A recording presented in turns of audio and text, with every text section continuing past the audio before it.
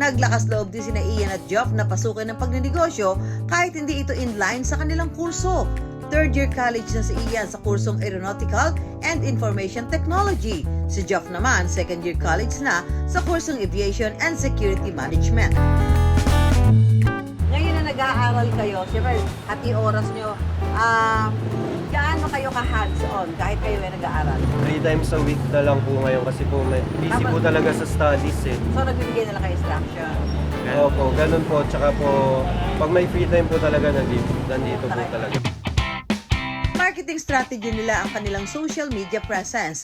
Viral daw ang kanilang mga video kung saan makikita ang kanilang daily grind sa negosyo.